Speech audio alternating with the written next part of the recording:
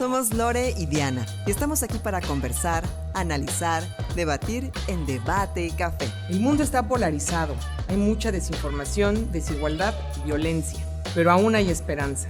Pensemos diferente, salgamos de nuestra caja de resonancia, veamos la otra cara de la moneda. Abrimos este espacio de ideas, dudas y muchas propuestas. Si las diferencias nos separan, que las convergencias nos unan. Debate y Café. Bienvenidos. Bienvenidas.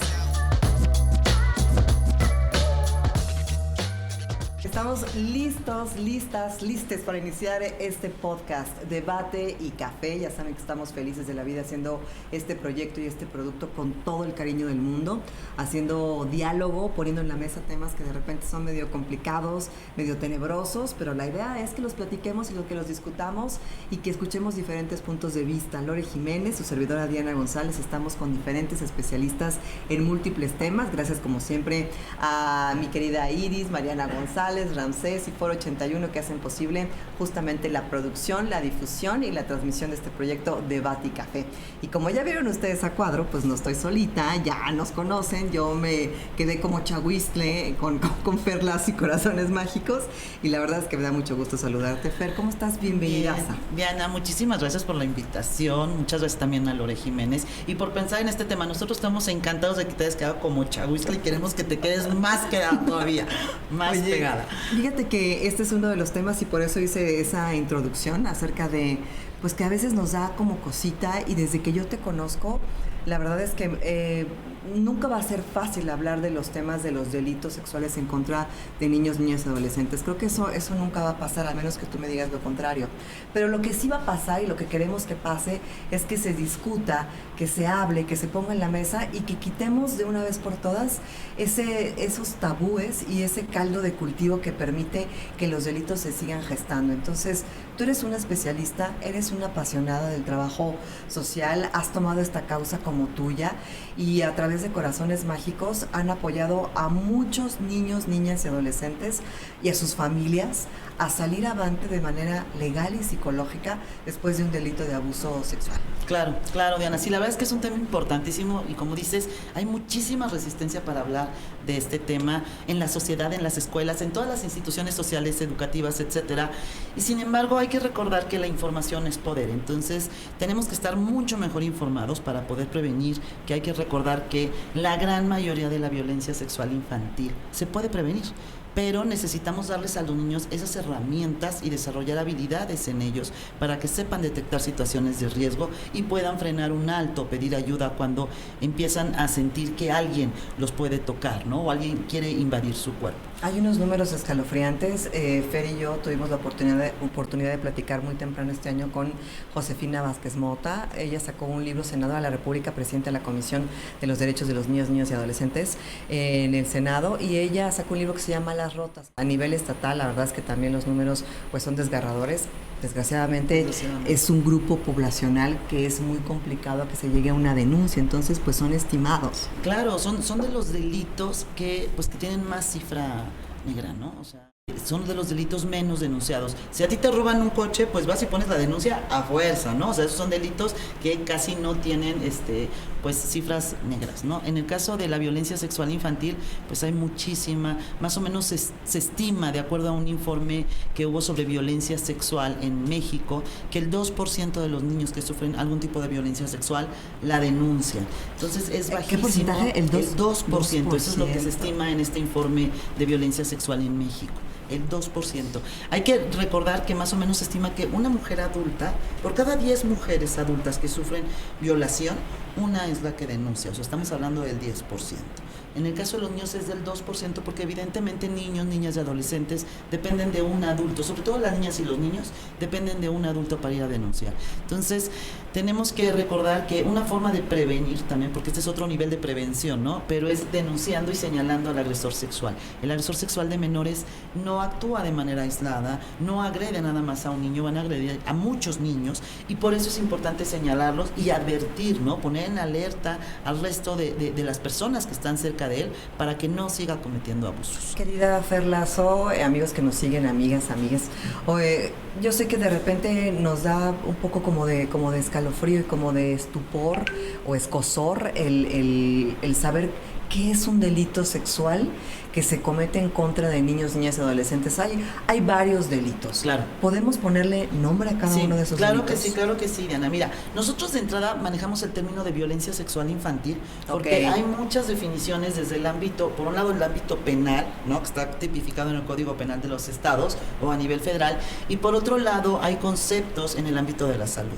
Entonces nosotros manejamos violencia sexual infantil porque este término como tal no está tipificado, porque hay muchas formas de violencia sexual infantil.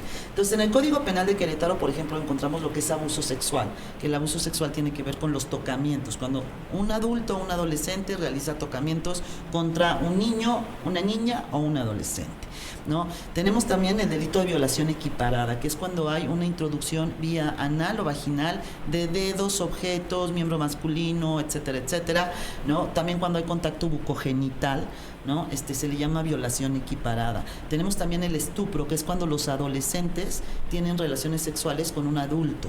Aquí hay un delito porque el adulto al final del día tiene un desarrollo que no es similar al del adolescente. Entonces, algo importantísimo aquí es que hay que recordar que niños, niñas y adolescentes no pueden dar el consentimiento de una relación sexual. ¿Por qué? Porque no tienen el desarrollo adecuado. Entonces, cuando vemos estas asimetrías, por ejemplo, un señor de 30 años que anda con una chavita de 14 años, claro que hay una posición, hay una asimetría de poder, de edad, de muchas cosas, y se considera por eso hasta cognitiva, ¿no? O sea, tu desarrollo cognitivo no es psíquico en todos sentidos, claro, ¿no? Tu desarrollo sexual, pues en todos los sentidos. Entonces, sí es un delito. Esto es bien importante porque a los adolescentes y los adolescentes, los dos, porque nos ha tocado casos de chavitos de 14 años también que pues mantienen relaciones sexuales a lo mejor con una persona de 40 años o de 30 años. Por supuesto que esto es un delito, nada más que el estupro no es un delito grave, ¿no?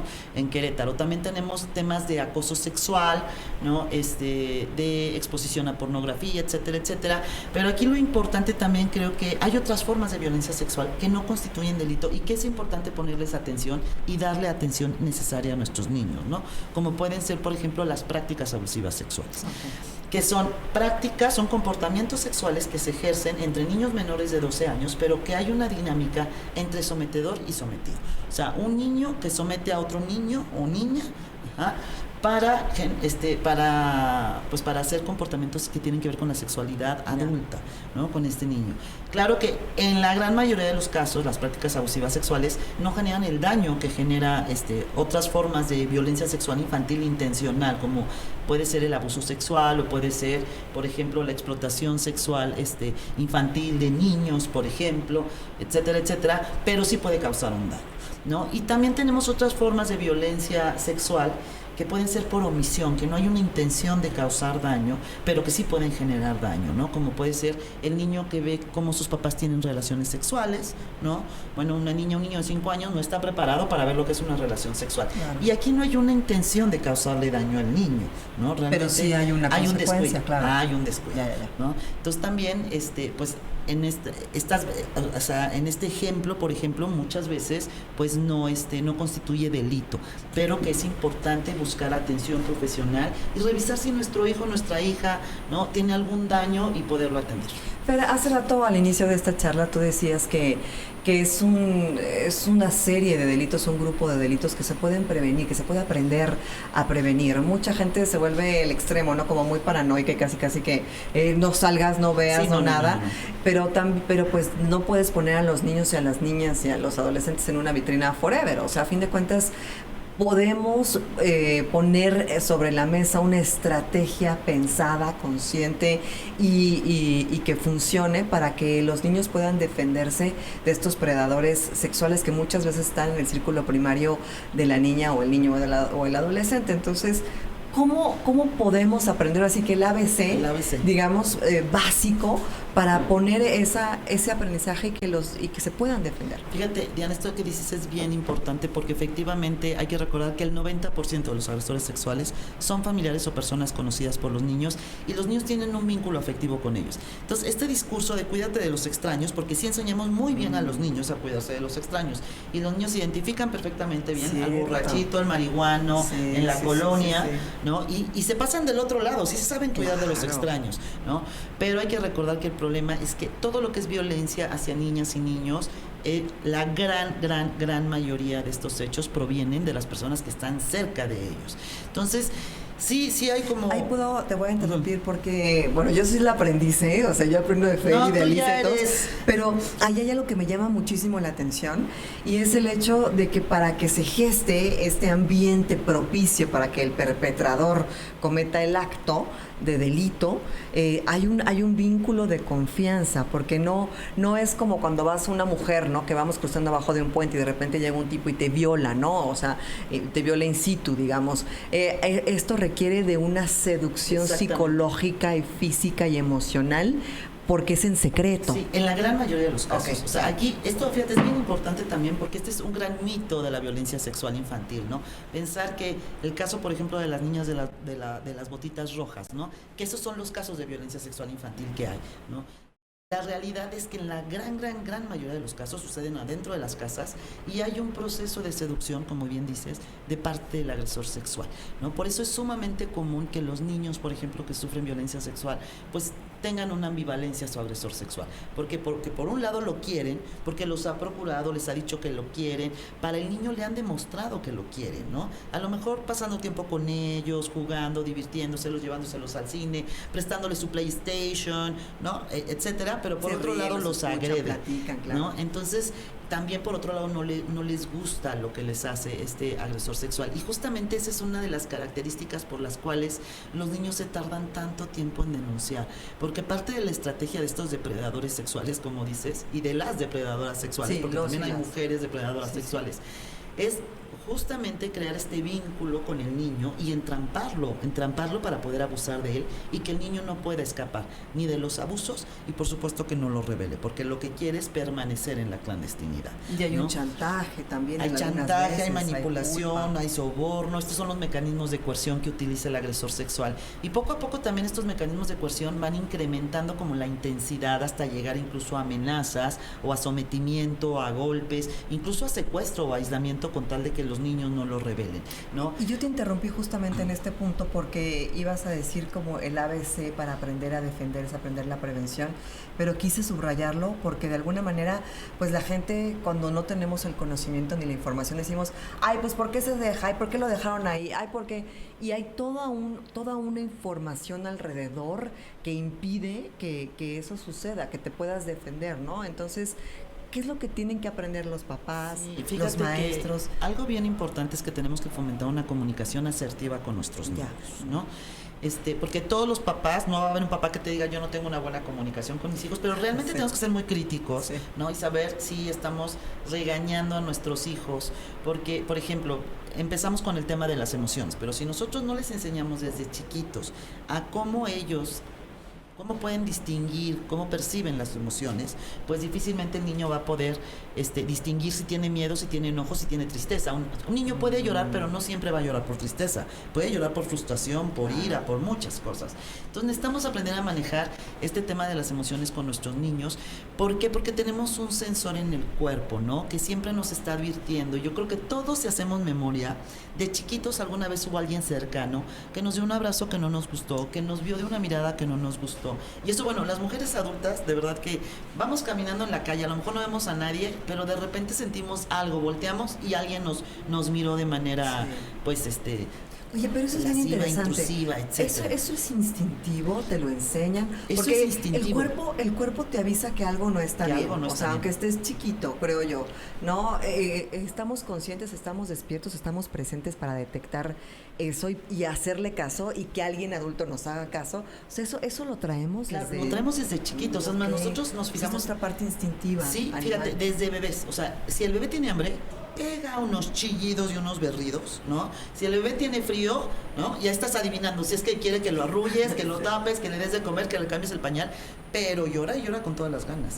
Y nosotros los adultos, conforme va pasando el tiempo, vamos acallando ese sensor de los niños, ¿no? Enseñándoles a que tienen que tener una obediencia ciega a los adultos, por ejemplo, que los niños no deben de tener una obediencia ciega a los adultos, que el niño debe de saber que tiene que cumplir con ciertas responsabilidades, como hacer la tarea.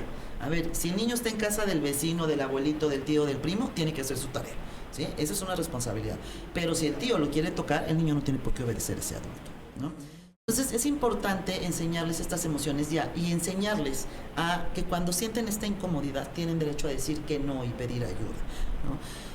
Y después tenemos que empezar a meternos a temas como por ejemplo enseñarle a los niños que nuestro cuerpo está hecho de partes privadas y partes públicas. Y con esto hablo, Diana, que tenemos que echarnos un clavado también a nuestra educación sexual, porque tenemos una pésima educación sexual, sí, ¿no? Sí, sí. Entonces, realmente desde que nosotros tenemos a nuestro bebé de chiquito, pues estamos cambiando el pañal, estamos nombrando las partes de su cuerpo, pero en lugar de decirle, mira tu pilino, mira tu camaroncito, tu pajarito, hay que enseñar a decirle, mira tu pene, ¿no? O tú, mijita, te voy a limpiar tu vulva, ¿no? Te voy a limpiar tus pompas, pero nombrarlas correctamente. Y ya a partir de los 4 años ya hay que empezarle a dar estas herramientas, ya decirle, bueno, tu cuerpo tiene partes públicas, partes privadas, las partes privadas, nadie debe de tocarlas, ni verlas, ni jugar con ellas, ¿sí? Solo a lo mejor quien esté bajo tu cuidado, por ejemplo, y todavía te está enseñando a ir al baño, ¿no? Y te enseña a limpiarte, o que te va a bañar y te ayuda a limpiarte tus partes privadas, o si tenemos que ir a un doctor, por ejemplo, por un tema de salud, sobre todo es tema de salud, ¿no? Por lo que se pueden ver estas partes privadas, y a lo mejor el doctor sí necesita revisarte, pero siempre ir acompañado de un adulto, siempre va a estar papá, mamá, la abuelita, el abuelito, alguien que te cuide y a quien le puedas decir lo que sientes, ¿no? Después nos tenemos que meter en el tema de lo que son las caricias buenas y las caricias malas, ¿no? Aquí es donde vamos a empezar a usar todo esto del sensor, ¿no? Bueno, las caricias buenas son las caricias que me hacen sentir bien, que me dan comodidad, que me hacen sentir seguro, protegido, amado, ¿no? Y las caricias malas, bueno, es cuando me generan miedo, cuando me generan incomodidad, cuando me dan asco, cuando algo no me gusta, siento vergüenza, y ahí tenemos derecho a decir que no. Ajá. Y poner un alto, obviamente. Tenemos también que hablarles de lo que son los secretos buenos y los secretos malos. ¿Por qué? Porque los agresores sexuales de niños buscan permanecer en la clandestinidad, como te decía hace un rato. Entonces hay que decirles que los secretos buenos, ¿sí?, son aquellos que se revelan, no le causan daño. Los secretos malos son secretos que si se revelan causan daño, que me asustan, que me dan miedo, que me hacen sentir incómodo, que me generan preocupación. Y que esos secretos tengo que hablarlos con un adulto de confianza. Fíjate que eso del adulto de confianza yo lo leí en algún libro de psicología infantil, y todo niño o niña, todo menor de edad tiene que tener una persona a la que le confíe plenamente y que esa persona no lo traicione y que realmente le dé esa confianza que necesita, ese apoyo al niño, porque tiene que tener una persona o más con las que pueda confiar. Tengan una red. Exacto, ¿no? Una red de confianza. Esta red está integrada obviamente por la familia, que lo ideal es que sea papá y mamá, pero a veces no es papá y mamá. A veces ellos son los perpetradores, los abusadores. Sí, a veces es un hermano o un abuelo. Nosotros, nuestra experiencia en Corazones Mágicos, que sí hemos tenido muchos casos de padres y madres biológicas, ¿no? Y ahí los que entran al rescate de los niños han sido los abuelos, ¿no? Entonces, lo importante es que el niño ubique estos adultos de confianza en la familia y fuera de la familia, ¿no? En la colonia, en la comunidad, en la escuela. O sea, el niño puede ser un profesor, puede ser un profesor, puede ser un entrenador, claro, por ejemplo, puede ser el sacerdote a lo mejor, ¿no? Entonces, es importante que también como papás o como responsables de los niños promovamos eso. Y que también les creamos, ¿no? Tiene que haber una confianza. Importantísimo. Yo no sé, digo, seguramente tú tendrás documentado, pero ¿a partir de qué momento dejamos de creer en los niños? O sea, o a lo mejor nunca les hemos creído y apenas estamos empezando a creerles, pero es como una denostación o una invalidación, claro, de la persona no adulta, ¿no? Sí. Es como, no estás inventando. Es parte del adultocentrismo, ¿no? Claro, de esta cosificación, exacto, que también, pues tenemos muy poco tiempo realmente de haber, porque incluso por ley, tiene muy poco tiempo que en México reconocimos a los niños como sujetos de derecho. Verdaderamente alarmante, ¿no? Entonces necesitamos permear esto, necesitamos entender que el niño es un sujeto de derecho, que es un ser independiente, que tiene emociones, que además yo creo que está en la parte más importante de desarrollo. ¿Por qué? Porque su psiquismo está en construcción. Por eso, el hablar de violencia sexual infantil, el hablar de cualquier forma de violencia hacia niños, pues estamos hablando de un impacto en la sociedad. Exacto. Es un impacto. Aquí, el otro día estaba haciendo una comparación que la verdad se me hizo como muy clara, pero cuando nosotros hacemos una casa, ¿sí?, pues nos vamos a fijar en los cimientos, ¿verdad? Porque si no tengo buenos cimientos, la casa se cuartea y se puede caer. Es lo que pasa con la sociedad. Los niños son los cimientos de la sociedad. Si nosotros no tenemos infancias sanas, pasa lo que nos pasa hoy. tenemos una sociedad totalmente resquebrajada, donde hay mucho dolor, mucho sufrimiento, muchos problemas de salud mental, una violencia terrible, que yo creo que el mayor miedo de todos los mexicanos y todas las mexicanas hoy en día es el tema de la violencia. Que algo nos pase, que nos secuestren, que nos vayan a hacer daño, que nos vayan a matar, que nos vayan a asaltar, que le vaya a pasar algo a uno de nuestros hijos, que nos vayan a robar un hijo, un sobrino, un nieto, etcétera, ¿no? Entonces, tenemos que concentrarnos muchísimo en el desarrollo de los niños, tenemos que invertir en los niños. Y hay un chorro de cosas por hacer. La verdad es que el trabajo que ustedes han hecho en Corazones Mágicos y que mucha gente ha estado tratando de poner su granito de arena, pero hay diario. Mire, fíjese usted en las noticias, en cualquier portal de noticias que usted siga, que vea, que le guste, ojalá sea Radar News, pero bueno, el que elija, siempre a nivel internacional, local, nacional, siempre, Fer, hay una nota de abusó, violó, atacó a niños o niñas o a menores de edad, bueno, a mujeres, no se diga, pero todo el tiempo, y cada vez hay más escándalos que se han ido destapando. El que acaba de salir en la iglesia francesa, de más de 200,000 víctimas de abuso sexual por parte del clero francés, y como esos hay todo el tiempo, ¿no? Los matrimonios infantiles en las comunidades del sur del país, que no están lejos, lo que sucede, la trata de personas y de menores en Tlaxcala. Es decir, estamos rodeados de esta información todos los días y pareciera que no termina nunca. No, y no va a terminar. Yo creo que la ola, o sea, cada vez va a haber más denuncia, porque en el momento en que alguien sube el tema, otras víctimas, otras personas que pasaron por esa situación se avientan a denunciarlo. Entonces, creo que estamos empezando. También es importante para no volvernos insensibles ante esta problemática que verdaderamente es terrible y daña muchísimo. ¿Tú crees que somos insensibles o preferimos ser indiferentes? Yo creo que somos, yo creo que hace un rato que decías de los niños, ¿no? De por qué nosotros, por qué no le creemos a los niños, ¿no? Entonces creo que un tema es el adultocentrismo y vemos a los niños como los fantasiosos, ¿no? ¿Por qué? Porque los niños nos hablan de Dora la Exploradora, Peter Pan y no sé, todo lo que ven, la Doctora Juguete y eso, pero es porque los exponemos a eso, ¿sí? Pero un niño, por ejemplo, de marcianos, un niño claro que puede tener pesadillas y no dormir y hacerse pipí en la cama si sus papás lo están exponiendo a películas de marcianos o les hablan de los marcianos y que los marcianos pueden venir y atacarnos, ¿no? O el Señor del Costal. Una de las razones por las cuales no les creemos creo que es esta, o sea, toda la cultura patriarcal, el adultocentrismo, el cosificar a los niños, ¿no? Pero otra razón también tiene que ver con esto, con que somos indiferentes. ¿Por qué? Porque es un tema que duele mucho, ¿no? Porque violencia sexual es hablar, por un lado, de violencia, o sea, de todo esto que está rompiendo a la sociedad hoy en día, que vemos unos niveles de violencia terribles. Y por otro lado es hablar de nuestra sexualidad, ¿no? ¿Cómo sentimos? Yo creo que tiene que ver tu con cuerpo, eso, sí, ¿no? con Entonces, ¿cómo explicas? ¿Cómo explicas, no? Entonces creo que tiene que ver con esta parte de indiferencia. Pensamos que si nosotros no hablamos del tema no existe. Pensamos que si evitamos el tema no existe. Sí. Incluso es muchas veces lo que se les dice a los niños o niñas cuando ellos le dicen a su papá o a su mamá, es que mi tío, mi primo tal me tocó, ¿no? Te creo, pero no volvemos a hablar del tema y se te va a olvidar. O sea, creemos que omitir palabras es sinónimo de olvidar. Si no lo veo no existe, y si no se habla no existe. No se olvida, o sea, cualquier evento doloroso para el ser humano no se olvida. A lo mejor puede haber ciertos bloqueos de memoria, ¿no? Pero cuando se te muere tu papá, tu mamá, no lo vas a olvidar. Vas a aprender a manejar el duelo. Puedes resignificar lo que viviste. Y por eso hay tantos adultos que después de que su parte cognitiva, su lóbulo frontal empezó a desarrollarse y pueden entrar en el recuerdo y desbloquear aquello y se dan cuenta que fueron víctimas de abuso cuando eran niños, ¿no? Claro. Y esos casos hay un chorro y la gente dice, pero ¿por qué no dijo antes cacería de brujas?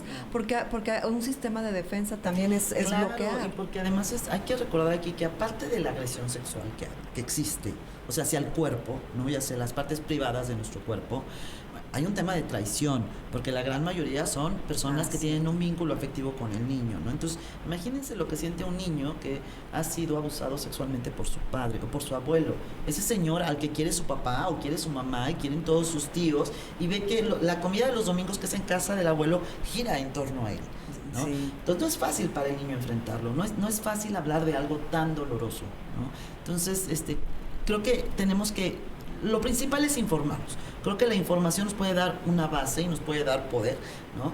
Para empezar a sensibilizarnos. Y esto es lo que nos puede dar esta apertura para conocer más el tema. y poder generar estas herramientas en los niños. Eso es lo importante. Esta idea de la niña, bueno, esta realidad, porque no es una idea, es una realidad, de la niña de las botitas rojas, es el menos % de los casos de violencia sexual infantil, ¿sí? La mayoría no necesitan la fuerza física para abusar de los niños. La mayoría está adentro de las casas, a plena luz del día, cuando está toda la familia y a lo mejor el agresor está arriba con el niño abusando de él. Viendo películas en el jardín. O sea, exactamente. Entonces, no es esta idea escabrosa de que es una bodega. No. Y en la noche, en la oscuridad. Noche, exacto, ¿no? Ni tampoco es esta idea escabrosa también de Michael Jackson, que sí es una realidad, ¿no? O de Larry Nassar, ¿no? El médico de la selección olímpica de Estados Unidos. Sí es una realidad, pero son los menos casos. El mayor número de casos sucede. Nos escandalizamos de la iglesia y por supuesto, es increíble lo que ha pasado con la iglesia, porque además ahí estamos hablando de liderazgos espirituales, que yo creo que es lo que más puede mover a un ser humano. Lo que contó Mario Vargas Llosa, el Premio Nobel de Literatura hace poquito, que dijo que estuvo muy cerca de que un sacerdote cuando él era niño abusara de él y que empezó a gritar del susto cuando trató de toquetearlo y entonces pues, no resultó en el abuso. Claro. Pero lo cuenta él. Pero fíjate lo importante de esto que es que sí nos vamos contra la iglesia, ¿no? Porque sí creo que también pues a la iglesia le han faltado tomar medidas, ¿no? Y tener más estrategias de protección y de reparación incluso del daño, ¿no? A los niños que fueron víctimas y a las niñas que fueron víctimas de estos sacerdotes. Pero se nos olvida que el mayor número, de hecho, están adentro de las casas, ¿sí? Entonces, lo que no se vale es decir, padre que lo encierren, desgraciado, no sé qué, que los maten, ¿no? Cuando a lo mejor mi papá, mi hermano, mi hermana, mi abuelita está abusando de mis hijos, ¿no? Entonces, hay que ser igual de justos para juzgar y por supuesto que se necesita. Este es un tema que creo que tiene que involucrar a toda la sociedad. Y tendríamos que perder el miedo de hablarlo, de verbalizarlo. Yo creo que hay ya muchas instancias, está Corazones Mágicos con Fer Lazo, en donde puedes capacitarte, te pueden recomendar bibliografía, hay talleres, hay conferencias. O sea, no dejemos de que la indiferencia, la ignorancia y el desconocimiento sean los escudos y la bandera para decir, no hablar del elefante blanco. Yo creo que, y no por hablarlo nos va a pasar, no es como, mejor ni lo digo para que no, mejor aprende e infórmate para que tengamos todos una red de apoyo y de información que vislumbre lo que está pasando y que cada vez se sientan más señalados y los agresores sexuales, fíjate porque están todos aportamos a que ese silencio los mantenga en la clandestinidad. Exactamente, en la clandestinidad. Nosotros, hemos tenido más de 1,400 niños y adolescentes. Y de verdad que en un número muy importante, el agresor ya tenía antecedentes de haber agredido a otros niños y por el silencio se agredió a esos niños. Entonces necesitamos señalarlos, necesitamos dejar de defenderlos, porque a lo mejor puede ser muy doloroso que sea un papá, un esposo, una pareja, una tía, un tío, claro, ¿sí? Pero necesitamos primero proteger a nuestros niños. Y hay que buscar también un marco legal que apoye. Adecuado. Ya se está haciendo un trabajo con la legislatura, con Laura Dorantes, que continúa de alguna manera el trabajo que ya habías hecho tú y que hicimos juntas y con Agustín Dorantes.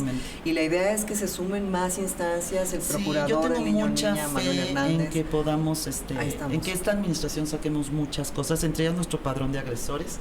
Que el otro estaba checando, de hecho le mandé a Laura el padrón de agresores del Distrito Federal, que ya hay un registro. Hay un registro de agresores sexuales en la Ciudad de México, Entonces creo que es importantísimo ir sobre la marcha, ¿no? Pero que esto es un esfuerzo que no nada más depende del gobierno, depende de la sociedad, porque si la sociedad no denuncia, pues no hay gobierno que pueda procurar e impartir justicia. Y si no nos informamos, pues también somos parte del problema. ¿Dónde podemos encontrarte? ¿Dónde podemos seguirte? ¿Dónde podemos estar cerca de ti, del trabajo de la Fundación? Claro que sí, Diana. Pues pueden seguirnos en nuestra cuenta de Facebook, que es Corazones Mágicos, en Instagram, que estamos como Corazones Mágicos 2012, en Twitter, que estamos como @corazonesmagic. Pronto vamos a abrir TikTok y nuestros teléfonos son 442-223-6844 y 299-3631. Cualquier cosa, cualquier duda, pueden inscribirnos por las redes sociales, pueden hablar por teléfono. Atendemos solo con previa cita porque estamos saturadísimos, pero estamos a sus órdenes para que juntos sigamos en esta lucha contra la violencia sexual infantil. Y también estén muy pendientes de las promociones que tienen, porque es una manera de obtener los fondos para apoyar a los niños y niñas que no tienen recursos y que necesitan de este seguimiento legal y psicológico. Entonces hay venta de pijamas, hay venta de donas, hay promociones con restaurantes de comida rápida. Ahí viene nuestro desfile Facebook de modas, que está padrísimo. Ay, sí. Está increíble ese desfile de modas. Va a ser el 18 de noviembre y justo el 19 es el día contra la violencia sexual infantil. Entonces ahí se pueden enterar de 1000 formas para apoyar a Corazones Mágicos. Oigan, y también antes de que nos vayamos rápidamente, Fer, esto es un tema muy extenso, pero nada más tu opinión acerca de lo que ya se estaba gestando en la Federación por parte del presidente Andrés Manuel López Obrador y esta intención de disminuir de alguna manera el apoyo a las asociaciones civiles y organizaciones no gubernamentales.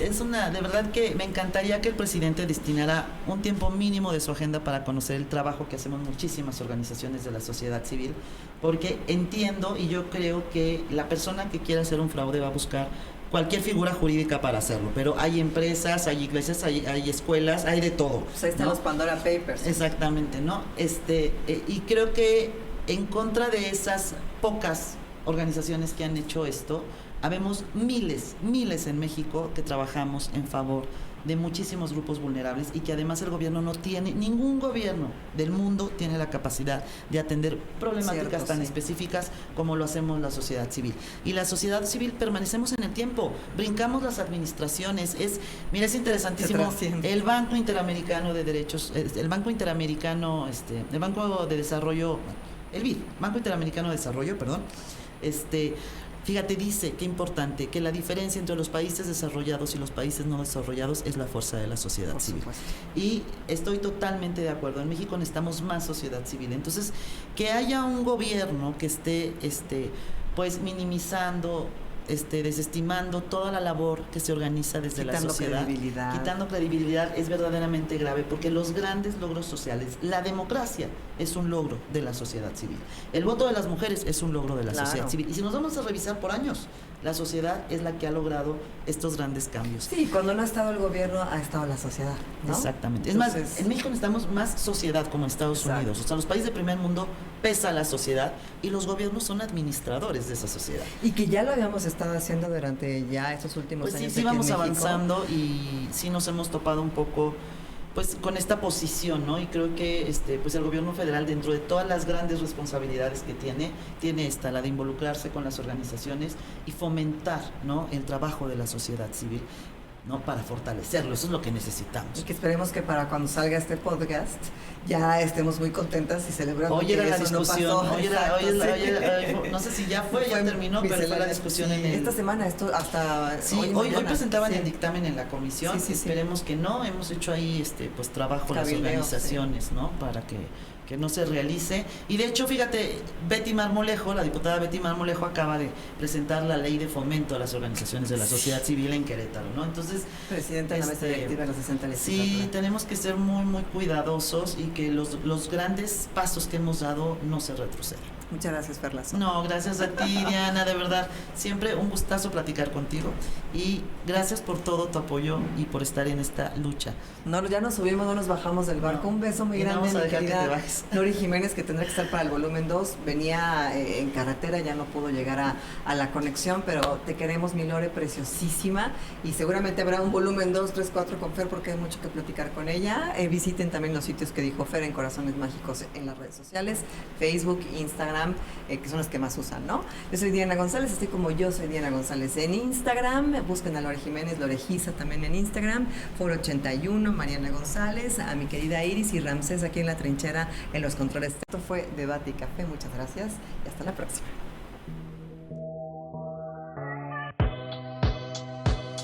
Somos Lore y Diana y estamos aquí para conversar, analizar, debatir en Debate y Café. El mundo está polarizado, hay mucha desinformación, desigualdad y violencia, pero aún hay esperanza. Pensemos diferente, salgamos de nuestra caja de resonancia, veamos la otra cara de la moneda. Abrimos este espacio de ideas, dudas y muchas propuestas. Si las diferencias nos separan, que las convergencias nos unan. Debate y Café. Bienvenidos. Bienvenidas.